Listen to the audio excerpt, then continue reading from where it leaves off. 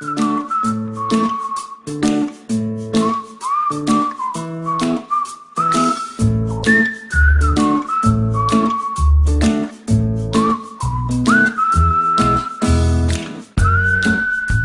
closing or settlement process is what happens after you've reached an agreement to buy or sell a house. And with just a moment of your time, I can explain things so you have a good grasp of the process and what part the title company plays in real estate transactions as the trusted third party. Now, what do you mean by trusted third party? Well, we facilitate the transaction as an unbiased third party, making sure that the transaction runs smoothly and everything goes according to what has been agreed upon by the buyer and seller. The title company or settlement agent is acting in the best interest of all the transaction parties throughout the process, which has 5 basic steps. The first step we will appropriately call starting the process. For the purpose of this explanation, David, you'll be the real estate agent, and Chanel, you'll be the home buyer.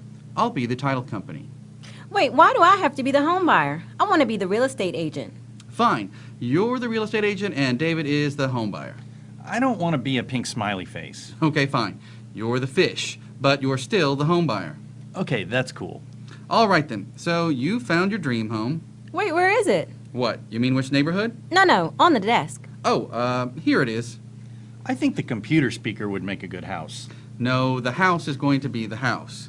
Now then, David, you and the seller have reached an agreement and signed an escrow or sales contract, which is an agreement to sell and purchase the home and typically includes an earnest money deposit. Now, Chanel, the real estate agent, will contact the title company or attorney and submit a title order. This begins the process.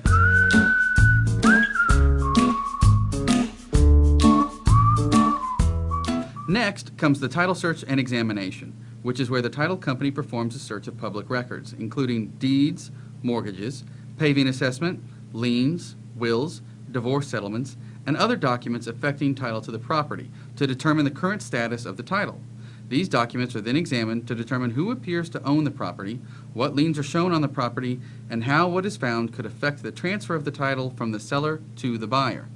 Okay, now you just threw out a lot of stuff there, and I didn't understand half of it. Like, what's a lien? A lien is a claim made against the property to secure the payment of money to a third party. For example, let's say the house's original owner had someone remodel the bathroom and then didn't pay the contractor all of the money. The contractor might have a mechanic's lien put on the house for the amount he was still owed.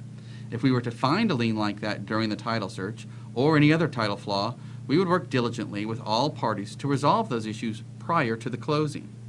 You know, that remodeled bathroom was one of the main selling points of that house. Oh yeah, it made my decision to buy easy. After the search and examination, the title agent will order a number of documents from various entities, including tax information, loan payoffs, survey if necessary, homeowner maintenance fees, as well as legal papers. After these are reviewed by the title company, title commitments and preliminary reports are sent out. It is around this time that you, Chanel, as the real estate agent, order inspections and reports, while you, David, as the home buyer, order hazard and other insurances.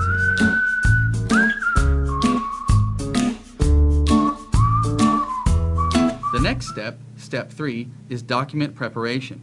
Here, the title company will review instructions and requirements from the various transaction parties, such as the lender, attorneys, or others. They'll review legal and loan documents, assemble charges, prepare the HUD-1 settlement statement, which outlines all of the costs for both the buyer and seller associated with the closing, and set a closing date. And how long will that take?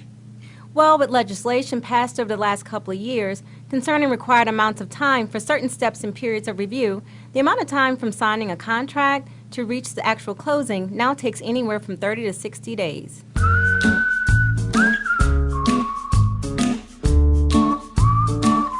And that brings us to step 4 in the process, the actual settlement or closing.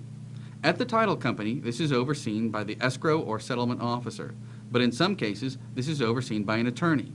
This is where all the paperwork is signed, which in a standard closing can be a lot. However, with an electronic closing, the paperwork can be greatly reduced, sometimes completely. The seller signs the deed over to the buyer, and the buyer signs their new mortgage and various other documents which come from the different parties in the transaction.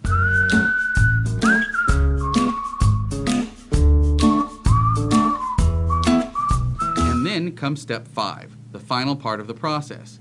After the signing has been completed and the buyer has been provided with their title policy and the keys to their new house, the title company will forward payment to any prior lender, pay all parties who performed services in connection with the closing, and pay out any net funds to the seller before recording the documents with the county. This all happens without any needed involvement from the buyer or seller. So, does that make it a little clearer? Yeah, it does. I do have one question. Yes? Can I keep the fish? For more information on the closing process, title insurance, and Stewart Title, visit Stewart.com.